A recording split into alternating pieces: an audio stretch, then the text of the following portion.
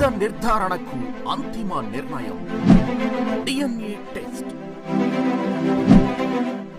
ఉన్నది ఉన్నట్లుగా వాస్తవాలను శోధించి వివరించే మన DNA టీవీ, మన రాష్ట్రం, మన ఛానల్.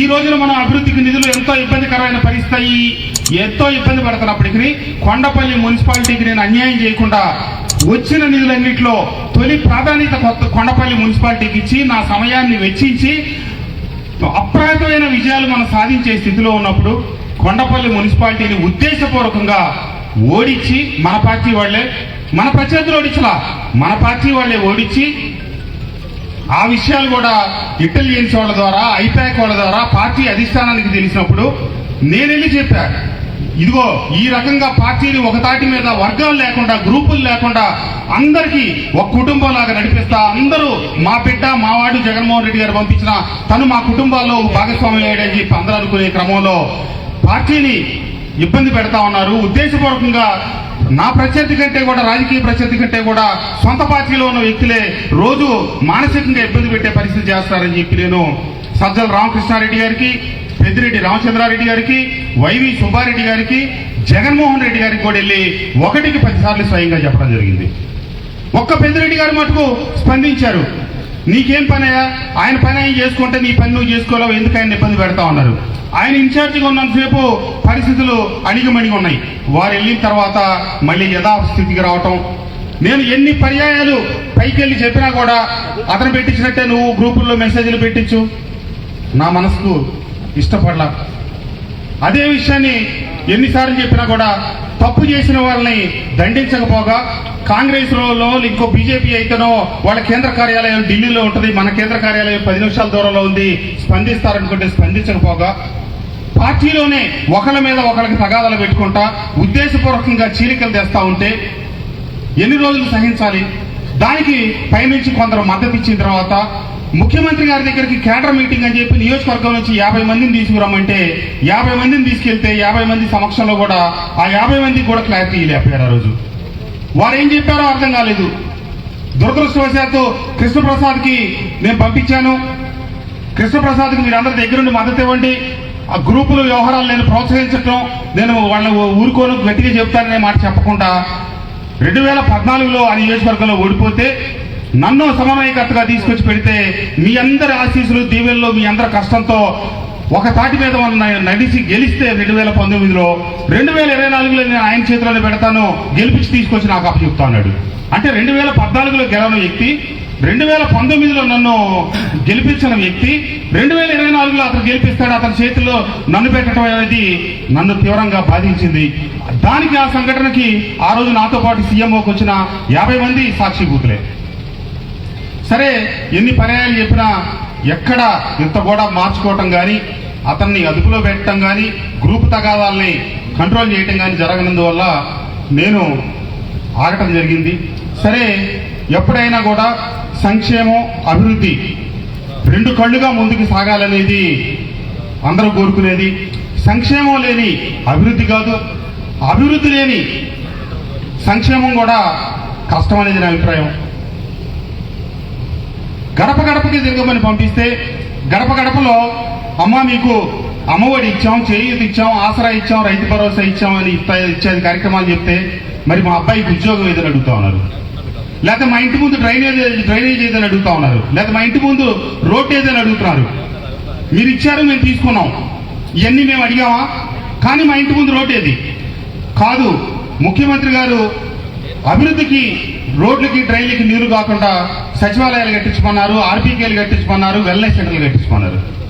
అవన్నీ కూడా ఉమ్మడి కృష్ణా జిల్లాలో రైతు భరోసా కేంద్రాల్లో సంవత్సరం క్రితం వరకు మైలవరం నియోజకవర్గమే ప్రథమ స్థానంలో ఉంది. అట్లాగే సచివాలయాలు మనమే ప్రథమ స్థానంలో ఉన్నాం. డ్రైన్లు నిర్మించిన వాటిలో మైలవరమే ప్రథమ స్థానంలో ఉంది. ఇన్ని నిర్మించిన తర్వాత చివరకు జరిగింది ఏంటి? ఎన్ని పనులు కేడర్కి అప్పచెప్పి కేడర్తో పని చేయిస్తే 3 సంవత్సరాల పైచిలకు వాళ్ళకి బిల్లులు రాక, అప్పుల పాలయ్యి, అవస్థల పాలయ్యి, వాళ్ళు బజార్ను పడి, మా కొత్తూరు తాడేపల్లి వెంకయ్యమ్మ ఒక ఎస్సీ మహిళ పార్టీ కోసం పార్టీతో 10 ఏళ్లు పోరాడిన ఆమె పార్టీ అధికారంలోకి వచ్చింది. నా గ్రామాన్ని అభివృద్ధి చేసుకోవాలి, ఎమ్మెల్యే గారు నిధులిచ్చారని చెప్పి 30 లక్షలు 40 లక్షలు మెడలో తాళి కొడిచి ఈరోజు చివరికి అమ్ముకుంది. ఎదురుగా ముందు వరుసలో కూర్చొని ఉంది. బిల్లుల కోసం ఎక్కడ తిరిగినా నా బాధ, మొత్తం అవన్నీ ఈరోజు సాయన్నపాలెంలో, నాగులూరు శివారు సాయన్నపాలెంలో 2 ఎస్సీ సోదరులు ఈ రోజు కూడా వాళ్ళు వచ్చారు, ఇందా నాకు కనిపించారు. పాపం ఒక ప్యాకేజ్ తీసుకుని 30 లక్షల రూపాయలు డ్రైన్లు కడితే ఈ రోజుకి వాళ్ళకి బిల్లులు రాని పరిస్థితి. ఏదో వాళ్ళు కట్టి ఇప్పుడు 4 సంవత్సరాలు అయ్యి ఆ డ్రైన్లు కూడా పాత పడిపోయింది. మరి క్యాడరు అవస్థ పడుతున్నారు అని చెప్పి నేను సీఎంఓలో ఇటీవల జరిగిన ఒక సమావేశంలో వాళ్ళ దృష్టికి తీసుకొచ్చి మనం క్యాడర్ను బతికించుకోవాలి, క్యాడర్ను కాపాడాలి అని చెప్పి చెప్తే అక్కడ మన పార్టీకి సూచనలు సలహాలు ఇచ్చి ఈరోజు రాజకీయ వర్గాలకి ప్రత్యామ్నాయంగా మన పార్టీ ఏర్పరిచినటువంటి వ్యవస్థ, రాజకీయ వ్యవస్థ అంటే రాజకీయాల మీద నడవాల్సిన వ్యవస్థ స్థానంలో కన్సల్టెంట్లు పెట్టుకొని నడుపుతా ఉంటే వాళ్ళకి కింద ఉన్న బాధలు ఏం తెలుస్తాయి. అతను అన్నాడు, క్యాడర్ హ్యాపీగా ఉంటే పబ్లిక్ అన్హ్యాపీగా ఉంటారు, పబ్లిక్ హ్యాపీగా ఉండాలంటే క్యాడర్ అన్హ్యాపీగా ఉండాలి.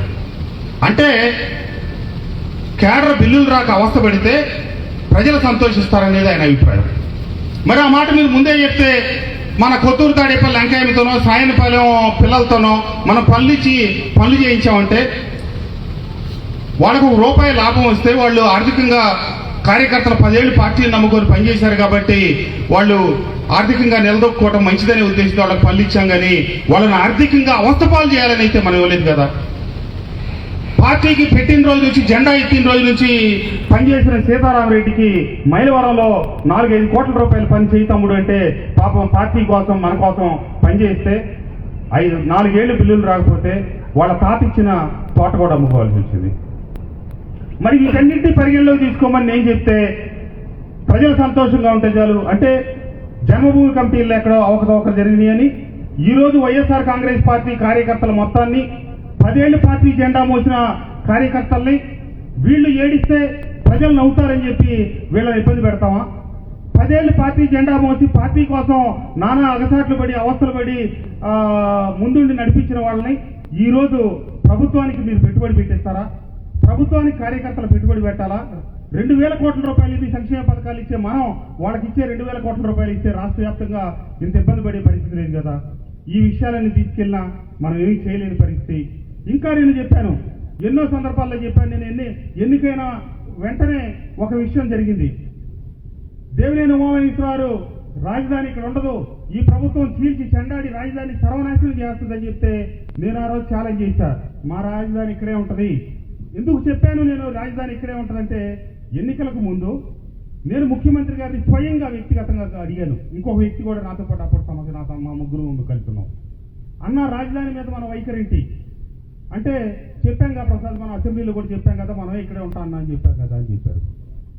మరి ఈరోజు మనం అధికారంలోకి వస్తే రాజధానిని డిస్టర్బ్ చేస్తారని చెప్పి ప్రతిపక్షాలందరూ గొడవ పెడతా ఉన్నారు కదా, మనం క్లారిటీ ఇస్తే బాగుంటుంది కదా అన్న.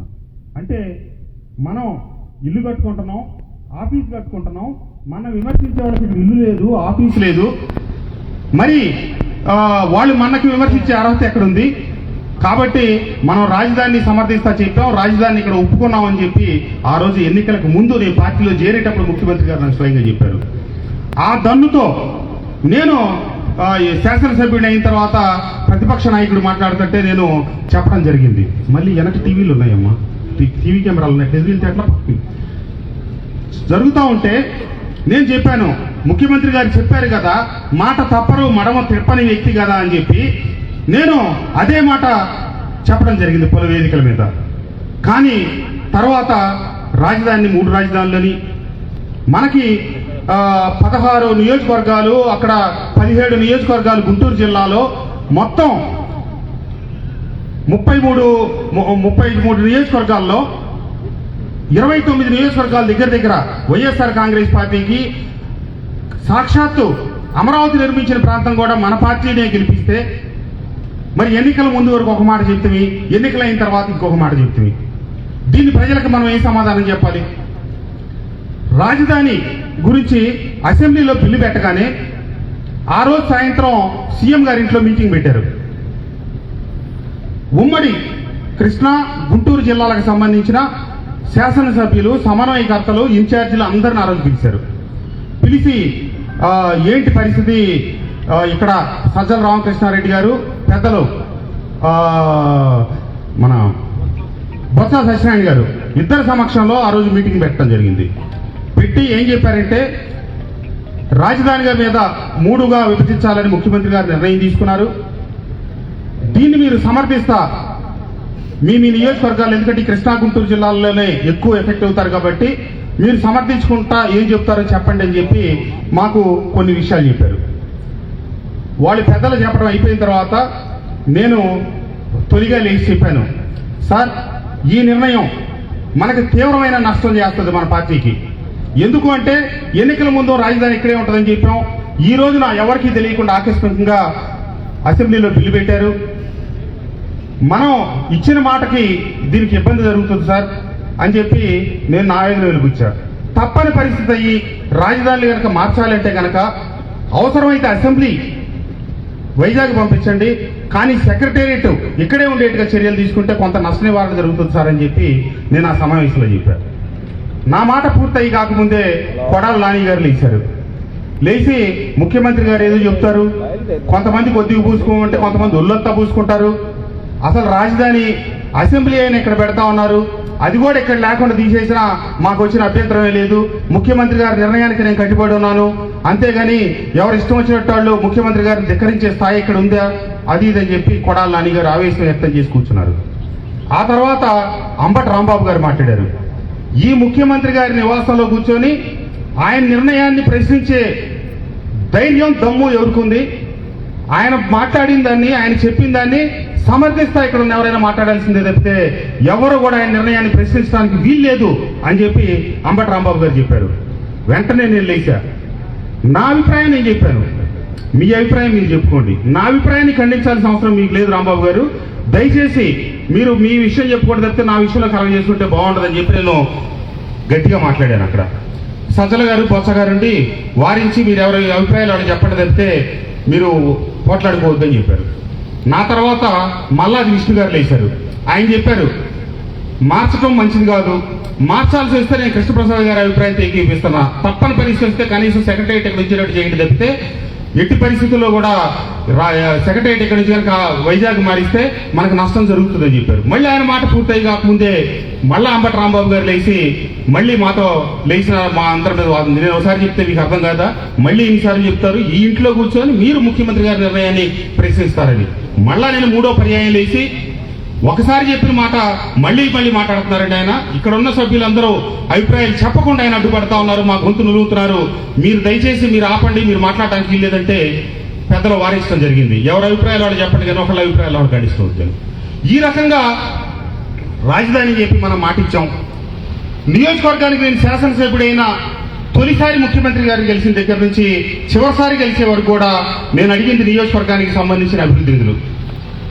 మరుసుమల్లి, చంద్రగూడెం, పంగిడి చెరువు, లేకపోతే ఇత్యాది చెరువులు 12 కలిపి నేను మొదటిసారి శాసనసభ్యుడైన తర్వాత, అట్లాగే నాగులూరు నుంచి ఇటుపక్క మనం తోలుకోడు వైపు వచ్చేదానికోసం రైతులకి ఉపయుక్తంగా ఉంటుందని ఒక బ్రిడ్జి, ఇట్లాంటివన్నీ నేను ప్రతిపాదనలు పెట్టి ముఖ్యమంత్రి గారికి ఇచ్చాను.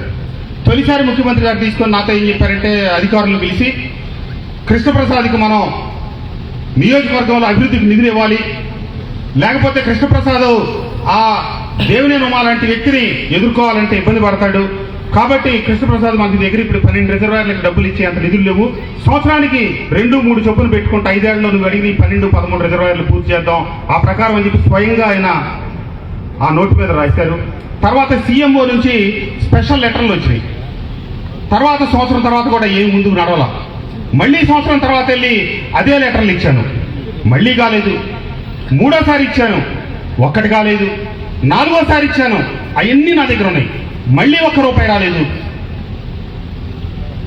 ఇదే నందిగామ నియోజకవర్గానికి నేను 15 సంవత్సరాలు దాదాపుగా కాంగ్రెస్ పార్టీ ఇన్ఛార్జిగా ఉంటే, ఆనాటి ముఖ్యమంత్రి దివంగత వైఎస్ రాజశేఖర రెడ్డి గారు నందిగామ వస్తే, జగ్గైపేట వేదాద్రి ఎత్తిపోతగల 2వ దశ పథకాన్ని ప్రారంభోత్సవం చేయడానికి వస్తే, నేను ఆయన్ని ఆ రోజు వేదిక మీద మహామహులు పెద్దలు చాలా మంది ఉన్నారు, ఆనాటి ఆయన సహచరులందరూ.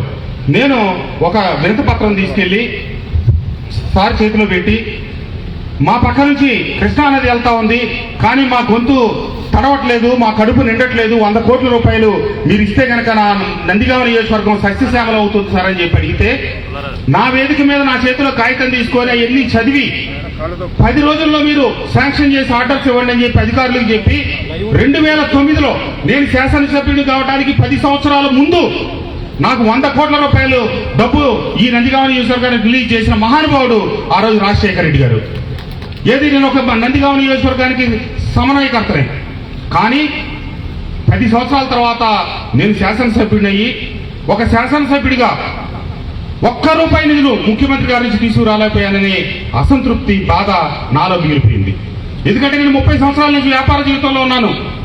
నా వృత్తి వ్యాపారం, నా ప్రవృత్తి రాజకీయం. ఎందుకంటే రాజకీయ కుటుంబంలో పుట్టా కాబట్టి ఇటు నందిగామ నియోజకవర్గంలో కావచ్చు, ఇతరత్ర తప్పదు. నేను పుట్టే నాటికే మాది రాజకీయ కుటుంబం కాబట్టి నాకు రాజకీయాలకి పెన వేసుకొని ముడి వేసుకొని సాగుతానే ఉంది నా జీవితం. కానీ నేను వ్యాపార జీవితంలో ఉన్న వాడిని 48 సంవత్సరాల వయసులో మళ్ళీ రెండోసారి నా ఇన్నింగ్స్ స్టార్ట్ చేసి 49 సంవత్సరాల వయసులో శాసనసభ్యుడయ్యి నేను వచ్చే సమయం కేటాయించి నా ప్రజలకి నాకు ఓట్లేసి గెలిపించిన ప్రాంతానికి అభివృద్ధి చేయలేనప్పుడు నేను ఎందుకు కొనసాగాలనేది నాలో అంతర్మదనం మొదలైంది. పార్టీకి పనిచేసిన కేడర్కి బిల్లులు రాలేదు, ఓట్లేసి ప్రజల పార్టీకి గెలిపిస్తే అభివృద్ధి చేయలేకపోయాం, నిధులు రాబట్టలేకపోయాం. కాబట్టి ఇది ఇబ్బంది. అంతేకాకుండా పార్టీలోకి ఆహ్వానించి పిలిచి పార్టీలో చేర్చుకొని సమన్వయకర్తగా పంపించి నేను ఏ రోజు పార్టీ నుంచి ఏది ఆశించాలా, నా చేతికి ఒక బీఫారం తప్పితే నాకు రెండోది ఏది ఇవ్వాల. కానీ నన్ను గెలిపించిన నా ప్రజల కోసం, నా నాయకుల కోసం అందరిని ఒక తాటిపై తీసుకొచ్చి వాళ్ళకి అన్ని వనరులు సమకూర్చి ప్రతి చోట మా ఇబ్రహీంపట్నంలో ఉన్న కౌన్సిలర్ దగ్గర నుంచి మొదలెట్టి మా జీకొండూరు సర్పంచ్ గారి దగ్గర నుంచి, మా కౌలూరు సర్పంచ్ గారి దగ్గర నుంచి, మా వెలగలేరు సర్పంచ్ గారి దగ్గర నుంచి, మా మైలవరం సర్పంచ్ దగ్గర నుంచి రెడ్డిగూడెం సర్పంచ్ దాకా అందరినీ దగ్గరుండి నా కుటుంబాన్ని చేపట్టుకొని నడిపించినట్టు నేను నడిపించుకొని ముందుకు తీసుకెళ్లి గెలిపించుకుంటే నాకు ఇచ్చిన గుర్తింపే ఉంది. కనీసం నేను ఎన్ని ఎందుకు చేశాను? నియోజకవర్గంలో అభివృద్ధికి నిధులు ఇస్తారు, ఎక్కువ గెలిపించుకొస్తే మన ఎక్కువ గుర్తిస్తారంటే ఒక పక్క ప్రజల్లోకి వెళ్ళేం గడప గడప తిరగమంటారు, రెండో పక్క ఏమో అభివృద్ధికి నిధులు ఎవరు. బటన్ నొక్కేమంటే బటన్ నొక్కితే పడుతున్నాయి. దీంట్లో ఒక చోట ఒక కార్యకర్తకి ప్లాట్ రాకపోతేనో, ఒక కార్యకర్తకి అమ్మఒడి రాకపోతేనో, ఒక చేయూత రాకపోతేనో, ఓ సర్పంచ్ ఏదని చెప్తే శాసనసభ్యులు వాళ్ళకి ఏమి చేయలేని పరిస్థితిలో ఉన్నాం.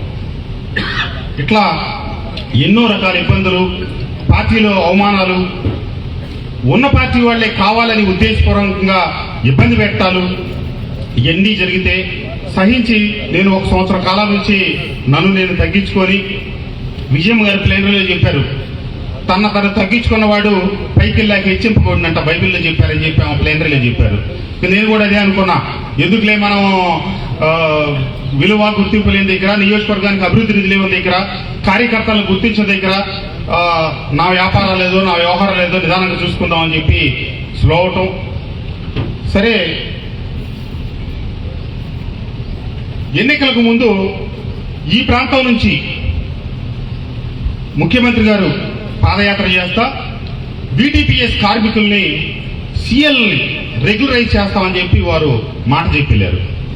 నేను శాసనసభ్యుడిని అయిన తర్వాత తొలిసారి ఇచ్చిన ముఖ్యమంత్రి గారి లెటర్లో అది కూడా ఒక లేఖ, అన్నా మనం మాట ఇచ్చాము VTPS కార్మికుల్ని రెగ్యులరైజ్ చేయాలి అని. ఆ రోజు ఆ లేఖ తీసుకున్న తర్వాత అవును మనం మాట ఇచ్చాం, మన హామీ ఇచ్చాం, వాళ్ళని రెగ్యులరైజ్ చేద్దామని చెప్పారు. దానికి త్వరలో విధి విధానాలు నిర్ణయిస్తాం, కమిటీని వేస్తాం, కమిటీ నిర్ణయం మేరకు వాళ్ళని రెగ్యులరైజ్ చేద్దామని చెప్పారు. 1 సంవత్సరం గడిచిన తర్వాత నేను మళ్ళా ఇచ్చాను. ఇస్తే పరిశీలన జరుగుతుంది, పూర్తయిన తర్వాత తెలియజేద్దాం ప్రసాద్ అని చెప్పారు. మళ్ళీ 2 సంవత్సరాలు అయిన తర్వాత ఇంకొక లేఖ ఇచ్చాను దీని మీద, VTPS కార్మికుల మీద చెప్పారు. అది అటెండర్ కూడా VTPS లో ₹1,00,000 జీతం వస్తుందంట, ఇంకా వాళ్ళని రెగ్యులరైజ్ మనం ఏం చేస్తామని చెప్పారు. మరి మీరు మాట ఇస్తే నేను మాట ఇచ్చానన్నా మన మాట పోతుందంటే అవన్నీ మనం ఏం చేయలేము ప్రసాద్, ఇప్పుడు వాటిని వదిలేసేయని చెప్పన్నారు. ఆ రకంగా నేను నియోజకవర్గంలో చేద్దాం అనుకున్న అభివృద్ధి చేయలేక, నేను ఇచ్చిన హామీల్లో ముఖ్యమంత్రి గారు చెప్పిన హామీ అయినటువంటి VTPS కార్మికుల్ని చేయలేక,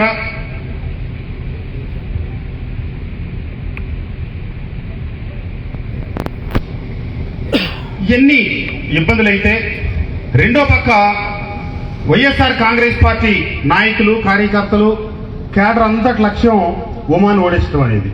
కానీ ఇక్కడ ఉన్నటువంటి కొందరు నాయకులు అతనితో పరోక్ష సంబంధాలు నేర్పుతా పార్టీని నా మీద కక్ష కట్టి వాళ్ళ తమ్ముడికి మున్సిపల్ చైర్మన్ ఇవ్వంటే, నేను మైలవరం నియోజకవర్గంలో అన్ని సామాజిక వర్గాలకి సమన్యాయం చేయాలనే ప్రయత్నంలో పనిచేశాను. అన్ని చోట్ల బీసీలు అంటే ఒక కులం కాదు, అన్ని కులాలకు ఇవ్వాలని. ఈరోజు వైఎస్ఆర్ కాంగ్రెస్ పార్టీ ఇన్ఛార్జిగా వచ్చినటువంటి సర్నాల తిరుపతిరావు మైలవరం పట్టణంలో జరిగినటువంటి పంచాయతీ ఎన్నికల్లో వార్డు మెంబర్గా ఓడిపోతే అతన్ని తీసుకొచ్చి జడ్పీటీసీగా అభ్యర్థిగా టికెట్ ఇప్పించి పీఫారం ఇచ్చి గెలిపించింది నేనే. మంజు భార్గవి ఆ రోజున 3,000 పైసలకు ఓట్ల తేడాతో మైలవరం సర్పంచ్గా ఓడిపోతే ఆ అమ్మాయిని తీసుకొచ్చి సర్పంచ్ చేసింది ఈ వైఎస్ఆర్ కాంగ్రెస్ పార్టీ మనమే నేనే. ఈరోజు సర్నాల తిరుపతిరావుని నేను గుర్తించి ఒక నాయకుడిగా తీర్చిదిద్దాను. మొన్న నాకు తిరుపతిరావు ఫోన్ చేశాడు, సార్ మీ ఆశీస్సులు కావాలి, దీవెనలు కావాలని. నేను పెంచిన మొక్కే తిరుపతిరావు, నువ్వు పెరగటం, నువ్వు ఎదగటం నాకు సంతోషమే. కానీ చాలా విషయాలు రాబోయే రోజుల్లో అన్నీ తీసుకొని నా ఆశీస్సులని నేను చెప్పలేను, కానీ తప్పకుండా నువ్వు బాగుండాలి తిరుపతిరావు అని చెప్పా. నేను చేసిన సోషల్ ఇంజనీరింగే ముఖ్యమంత్రి గారు చేశారో తప్పితే అంతకంటే ఆయన అదనంగా చేశారని నేను అనుకోవట్లా. తిరుపతిరావుకు మంచి జరగాలని సదుద్దేశంతో జరిగితే నాకు బాధ లేదు, కానీ తిరుపతిరావుని ఆటలో అరటిపండుగా మార్చాలనే ఉద్దేశంతో ఖర్చీ పీయటానికి తీసుకొచ్చి ఒకళ్ళైతే ఇక్కడ పెట్టి వాడుకోవటానికైతే ఇబ్బందికరం. ఎందుకంటే 27 సొసైటీలు మన చంద్రగూడెం ప్రతాప్ రెడ్డి గారి దగ్గర నుంచి ఈ కేతరకొండ జానీబాయి దాకా అందరూ ఎవరు వైఎస్ఆర్ కుటుంబం కాదా? కృష్ణప్రసాద్ నియమించగానే వాళ్ళందరూ ఈ రోజు వైఎస్ఆర్ కాంగ్రెస్ పార్టీకి శత్రువులు అయిపోయారా? ఈ మైలవరం నియోజకవర్గంలో ఉన్నటువంటి 5 ఎంపీపీలు, 5 జడ్పీటీసీలు నా నిర్ణయం మేరకే మొన్న పోటీలు చేశారు. నేనే వాళ్ళకి నిలబెట్టాను, నేనే పీఫారాలు ఇచ్చాను, నేనే అన్ని వనరులు సమకూర్చాను. మరి వాళ్ళందరినీ కూడా ఏం చేస్తారు మీరు? ఆ సర్పంచులందరినీ ఏం చేస్తారు? దయచేసి కక్ష సాధింపు చర్యలొద్దు. రాజశేఖర రెడ్డి గారు ఏమైతే హుందాగా పరిపాలన సాగించారో మనం కూడా అదే సాగిద్దాం. నేను నియోజకవర్గంలో ఎక్కడా కూడా మనకి అధికారం చేతికి వచ్చింది కదా అని చెప్పి ఏ ఒక్కళ్ళ మీద కేసులు పెట్టించలా, ఎవరిని తగులకు పంపించలా, ఎక్కట్లకి కొట్లాట్లకి తీసుకురాలేదు, మిమ్మల్ని ఎంకరేజ్ చేయలేదు. ఎందుకంటే భూమి గుండ్రంగా ఉన్నట్టు 5 ఏళ్లకోసారి ఎలక్షన్లో ప్రజాస్వామ్యంలో రావటం తప్పదు. కానీ అధికారం ఉంది కదా అనే అహంకారంతో కనుక మనం ముందుకెళ్తే ఇబ్బంది పడతామని చెప్పి అక్రమ కేసులకి ఎవరిని నేను ప్రోత్సహించలా. మన వాళ్ళకి మంచి ఉందంటేనే నేను న్యాయం చేయడానికి ప్రయత్నించాను తప్పితే చెడున్న దగ్గర ఎక్కడా కూడా నేను ఎవరిని పురికొల్పలా. ఆ రకంగా నియోజకవర్గంలో శాంతి భద్రతల విషయంలో అంతా ఒక కుటుంబంలాగా ముందుకు తీసుకెళ్ళాం. కానీ ఈరోజు రాష్ట్రంలో నేను ఇంకొక దురదృష్టకరమైన మాట చెప్పడానికి కూడా నాకు బాధగా ఉంది. ఇటీవల చివరిసారిగా ముఖ్యమంత్రి గారిని కలిసినప్పుడు గతంలో 2 సందర్భాల్లో చెప్పారు, నువ్వు చంద్రబాబు నాయుడు గారిని తిట్టావు, లోకేష్ని తిట్టావు, మరి నేను నిన్ను ఎట్లా ఓన్ చేసుకోవాలని చెప్పి అడిగారు. చంద్రబాబు నాయుడు గారిని తిడితే, లోకేష్ని తిడితే, లేకపోతే ఒకళ్ళ ఇళ్ల మీద తగులుకి కర్రలు తీసుకుని వెళ్తే, కార్యాలయాలు కూలగొడితే పదవులు ఇస్తామంటే, ఎంపీ సీట్లు ఇస్తాం, ఎమ్మెల్యే సీట్లు ఇస్తామంటే చెప్పారు. రాబోయే రోజుల్లో తిట్టని వాళ్ళకి నేను ఎమ్మెల్యే సీట్లు ఇవ్వను, పార్లమెంట్ సభ్యులుగా సీట్లు ఇవ్వనని చెప్పారు. మరి అక్కడ నేను మంచి చేసేవాడిని తప్పితే చెడు చేసేవాడిని కాదు, అనవసరంగా ఒకరి మీద నోరు పారేసుకునేవాడిని కాదు, బూతులు తిట్టడం నా వల్ల కాని పని. హుందాగా విలువలతో కూడిన రాజకీయం అయితే నేను చేయగలుగుతాను తప్పితే విలువల తప్పి రాజకీయం కోసం ఎదటి వాళ్ళ మీద అభాండాలు వేసి నేను మాట్లాడలేను అని చెప్పి ఈ నిర్ణయానికి నేను రావటం జరిగింది. ఈ పై కారణాలు, ఈ కారణాలు, ఇత్యాది కారణాలు అన్నిటితో పట్టుకొని ఇక నా మనసు ఎన్ని సంవత్సరాలైనా సరే ఒకే వేదిక నుంచి రాజకీయం చేయాలని, చేస్తానని చెప్పి నాకు దానికి తగ్గ విలువ కానీ, మర్యాద కానీ, గౌరవం కానీ ఏమీ దక్కకపోగా చివరికి చెప్పారు. మొన్న చివరిసారి కలిసినప్పుడు నీకు ఈసారి ఎన్నికల్లో ఆర్థిక వనరులు కూడా సమకూరుస్తాం, నీకు ఇబ్బంది లేకుండా చూస్తాం. చివరికి మొన్న ముఖ్యమంత్రి గారు చెప్తా ఉన్నారంట, అందరూ నేను టికెట్ లేకపోతే వెళ్ళినోళ్ళు, కృష్ణప్రసాద్ నేను టికెట్ ఇస్తాను అంటే కూడా రాకుండా వెళ్ళిపోతా ఉన్నాడు, అన్ని వనరులు సమకూరుస్తా అంటే కూడా రావట్లేదు. అంటే ఒకసారి మనసు గాయపడిన తర్వాత వాళ్ళు నిలువెత్తు బంగారం ఇస్తామన్నా ఈ వెళ్తాం ఈ కృష్ణప్రసాద్కి చేత కాదు. గౌరవ మర్యాద లేని దగ్గర రాజకీయం చేయలేను అనే ఉద్దేశంతోనే నేను పక్కన జరిగాను. ఎదుటి వాళ్ళని అసందర్భంగా తిట్టడం, గెలిపించుకున్న కార్యకర్తలకి నాయకులకి బిల్లులు రాక అన్యాయం అయిపోవటం, మనకు ఓట్లేసి గెలిపించిన మన ప్రాంతానికి అభివృద్ధి చేయలేకపోయినప్పుడు మరి ఆ వేదికలో నేను ఎందుకు ఉండాలి, ఆ వేదిక మీద నుంచి నేను ఎందుకు ముందుకు సాగాలి అని చెప్పి నన్ను పార్టీ పెద్దలందరూ, నేను సాక్షాత్తు పెద్దిరెడ్డి రామచంద్రారెడ్డి గారిని, ఆ వైఎస్ రాజశేఖర రెడ్డి గారు చనిపోయిన తర్వాత అంతటి గురుభావంతో చూస్తారు. పాపం పెద్ద ఆయన కూడా ఫోన్ చేశారు నాకు, కృష్ణప్రసాద్ గారు మీరు తొందరపడద్దు, మీకు రాబోయే రోజుల్లో చాలా మంచి రోజులు ఉన్నాయి, తప్పకుండా మీకోసం నేను అన్ని రకాల చర్యలు తీసుకుంటాను, మీకు పార్టీలో సముచిత గౌరవప్రదమైన స్థానం అన్ని కల్పించే బాధ్యత నాది అని చెప్పి వారి మాట చెప్పినా కూడా నేను ఇక నా మనసుని ఆ జరిగిన పరిణామాలు, గత 4.5 సంవత్సరాల నుంచి జరిగిన విధానాలు ఇవన్నీ చూసిన తర్వాత నా మనసు మార్చుకోలేదు. కాలం భవిష్యత్తు నా నిర్ణయాన్ని ముందుకు సాగుతుంది, నిర్ణయం మేరకే నేను ముందుకు సాగుతాను అనే ఉద్దేశంతో నేను నిర్ణయం తీసుకోవటం, పార్టీకి కొంచెం దూరంగా ఉండటం, పార్టీ హడావుడిగా కొత్త ఇన్ఛార్జిని నియమించటం, కొత్త ఇన్ఛార్జిని నియమించిన తర్వాత నాకంటూ పార్టీలో ఒక ప్రత్యేకమైన పాత్ర కానీ, నేను మొన్నటి వరకు రాజకీయాలకి స్వస్తి పలికి మళ్ళీ నా వ్యాపార జీవితం గడుపుదాం అనుకున్నాను. కానీ నియోజకవర్గంలో ఉన్నటువంటి నా శ్రేయోభిలాషులు, మిత్రులు అందరూ ఏదో ఒకటి మీరు కొనసాగాల్సిందే తప్పితే రాజకీయాల నుంచి రిటైర్ కావద్దు అని చెప్పి మిత్రులు చెప్పారు. ఇవన్నీ కుటుంబం అంటే నన్ను అభిమానించే నా కుటుంబ శ్రేయోభిలాషులు అందరితో మాట్లాడి త్వరలో నా నిర్ణయాన్ని మీ అందరికీ తెలియజేస్తా. ఏమైనా ఈ 6 సంవత్సరాలు మా తమ్ముడు, మా అన్న, మా బిడ్డ, మా కుటుంబ సభ్యుడు అని నన్ను గౌరవించిన మీ అందరికీ ధన్యవాదాలు, కృతజ్ఞతలు. నాతో కలిసి మనమందరం కలిసి మైలవరం నియోజకవర్గంలో ఒక్క తాటి మీద నడిచాం. ఆ రోజు నేను ఎవరిని ప్రతిపక్షాన్ని అనుచిత భాషలో కానీ ఉద్దేశపూర్వకమైనటువంటి దుర్భాషలాంటి కానీ ఎక్కడ ఆడలేదు. నేను శాసనసభ్యుడు అయిన తర్వాత తొలి రోజు ఒక మాట చెప్పాను, నేను ఇక్కడ ఈ నియోజకవర్గానికి అతిథిగా వస్తే నన్ను ఐకవరం నుంచి మైలవరం నుంచి వచ్చిన నన్ను గెలిపించిన ఈ నియోజకవర్గ ప్రజలు పార్టీలకు అతీతంగా ఈ నియోజకవర్గంలో ఉన్న ఏ ఒక్క వ్యక్తిని ఒక్క మాట కూడా నేను అన్న మాట కట్టుబడి ఈ 5 సంవత్సరాల కాలంలో అటు టీడీపీయా, వైసీపీయా లేకపోతే ఇంకొకళ్ళని కాదు ఎవరిని అనకుండా అదే మాట కట్టుబడి ఎన్ని నా మానసికంగా నన్ను ఇబ్బంది పెట్టేటట్టుగా గ్రూపుల్లో పోస్టులు పెట్టించిన వాళ్ళకి వ్యతిరేకంగా నేను ఏ ఒక్క పోస్టు పెట్టించుకుంటా అదే రకంగా కొనసాగాను. ఈ నియోజకవర్గంలో మైలవరంలో అడుగుపెట్టిన తొలి రోజు వేవులకొండ సాంబయ్య గారింటికి వెళ్ళి ఆయనకు నమస్కారం పెట్టి 2018లో కప్పు కాఫీ తాగి తర్వాత మందా జకరయ్య ఇంటికి వెళ్ళి అక్కడ ఒక 10 నిమిషాలు గడిపి తర్వాత కాజా బ్రహ్మం గారింటి దగ్గర గడిపి ఆ తర్వాత శాసనసభ్యుడు అయిన తర్వాత నియోజకవర్గంలో నేరుగా మళ్ళీ అదే వేవులకొండ సాంబయ్య గారింటికి తొలిసారి అడుగుపెట్టి ఆయన ఇంట్లో కాఫీ తాగి మళ్ళీ మొన్న 15 రోజుల క్రితం నేను తీసుకున్న నిర్ణయం మళ్ళీ వేవులకొండ సాంబయ్య గారి దగ్గరికి వెళ్దాం, కాఫీకి తాగుదాం. కేరళలో ఒక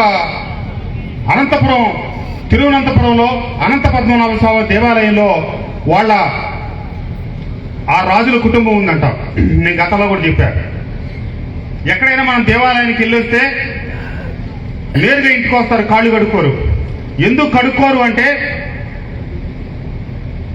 పుణ్యం ఇంటికి రావాలని. కానీ ఒక్క తిరువనంతపురంలో మటుకు ఆ రాజుల కుటుంబం వాళ్ళ రాజ్యాన్ని, వాళ్ళ కుటుంబాన్ని, వాళ్ళ యావదాస్తుల్ని ఆ దేవాలయానికి దారపోసి వాళ్ళు గుడిలో దర్శనమై బయటకు వచ్చేటప్పుడు వాళ్ళ కాళ్ళకి ఇసుక రేణువులు అట్టుకొని అయ్యి వాళ్ళ ఇంటికి వెళ్ళినా కూడా దేవుడి సొమ్ము మనం తీసుకెళ్తే అపచారం అని గుడి బయటకు వచ్చేటప్పుడు కాళ్ళు కడుక్కొని బయటకు వస్తారంట. అట్లా నేను సాంబయ్య గారికి దగ్గర కాఫీ తాగి కృష్ణానదికి ఫెర్రీకి వెళ్ళి కాళ్ళు కడుక్కొని ఇంటికి వద్దాం అనుకున్నా ఒక 20 రోజుల క్రితం. కానీ నన్ను ఈ నియోజకవర్గంలో ఉన్నటువంటి పెద్దలందరూ వారించారు, వద్దు 4 రోజులు ఓపిక పట్టండి, తర్వాత మాట్లాడదాం అన్నంత మీదకే నేను ఆగటం జరిగింది. నా మీద ఎవరెన్ని ఆరోపణలు చేసినా ఖచ్చితంగా కాలమే అన్నిటికీ నిరూపిస్తుంది, అన్నిటికీ పరిష్కారం చూపిస్తుంది. నేను ధర్మాన్ని నమ్మిన వాడిని. 35 సంవత్సరాలు క్రమం తప్పకుండా మా నాన్నగారితో కలిసి నా చిన్న వయసు నుంచి, నా 12 సంవత్సరాల వయసు నుంచి నిన్న మొన్న మైలవరంలో శాసనసభ్యుడు అయిన దాకా ఆ భగవంతుడిని నమ్మి ధర్మో రక్షతి రక్షిత అని సత్యమేవ జయితే అని చెప్పి నేను నమ్మిన వాటిని అనుసరించి నా జీవన విధానం కొనసాగుతా ఉంది. ఈ కృష్ణప్రసాద్ చెయ్యి ఎప్పుడు పైనే ఉంటారు తప్పితే కిందకుండే ప్రశ్నే లేదు. నేను ఎక్కడున్నా కూడా ఎప్పుడున్నా కూడా మీ వాడిగా నన్ను ఆదరించి గెలిపించి శాసనసభలో అడుగుపెట్టడానికి అవకాశం కల్పించిన నా మైలవరం నియోజకవర్గ ప్రజలకి మీ ఇంటికి వెళ్ళి చెప్పండి, మీ అన్నలు, మన వదినలు, అక్కలు, చెల్లెళ్ళు, మన కుటుంబ సభ్యులందరూ చాలా మంది ఇళ్ళ దగ్గర ఉండొచ్చు. మనం నమ్మిన మన కృష్ణప్రసాద్ మనకి ఎప్పటికీ అండగా ఉంటాడని, మనం నమ్మిన మన కృష్ణప్రసాద్ మన నియోజకవర్గ అభివృద్ధికి మనకు వెన్నంటి తోడించి ఉంటాడని చెప్పండి. ఎప్పటికీ ఎవరు ఎన్ని అబద్ధాలు చెప్పినా, ఎన్ని అవాస్తవాలు చెప్పినా చివరి రోజుకి తప్పకుండా వసంత కృష్ణప్రసాదే మిగులుతాడు, వసంత కృష్ణప్రసాద్ మాటే మిగులుతుందని ఎందరో కుటుంబ సభ్యులు కృష్ణప్రసాద్ని మార్చి ఇంకొకళ్ళు ఇన్ఛార్జిగా పెట్టారన్న రోజు భోజనం చేయని వాళ్ళు ఉన్నారు, బాధపడ్డ వాళ్ళు ఉన్నారు, కళ్ళబట్టి నీళ్లు పెట్టుకున్న వాళ్ళు ఉన్నారు. వాళ్ళందరికీ నా తరఫున, నా కుటుంబం తరఫున హృదయపూర్వక ధన్యవాదాలు తెలియజేస్తూ, తప్పకుండా మీ అందరి ఆశీస్సులతో 2018లో మొదటిసారి ఇదే గ్రౌండ్ లో మనం కూర్చున్న ప్రదేశంలోనే సమావేశం పెట్టి నియోజకవర్గంలో కార్యకలాపాలు ప్రారంభించాం. మళ్ళా ఈ రోజున 6 సంవత్సరాల కాలం తర్వాత మరొక్కసారి నా ఈ కుటుంబ సభ్యులందరినీ పిలిచి ఈ రోజు మళ్ళొక్కసారి మీ అందరికీ భోజనం పెట్టి మంచి చెడు మాట్లాడుకొని ముందుకు సాగాలి అని చెప్పి ఈ రోజు ఈ కార్యక్రమం పెట్టాం. ఈ కార్యక్రమానికి వచ్చినటువంటి నా అక్కలకి, నా చెల్లెళ్ళకి, నా కుటుంబ సభ్యులకి, అన్నలకి, తమ్ముళ్ళకి, వాళ్ళ ఇంటి దగ్గర ఉన్న ఆ కుటుంబాలందరికీ కూడా నా హృదయపూర్వక ధన్యవాదాలు, నమస్కారాలు తెలియజేస్తూ సెలవు తీసుకుంటా ఉన్నాను. జై హింద్.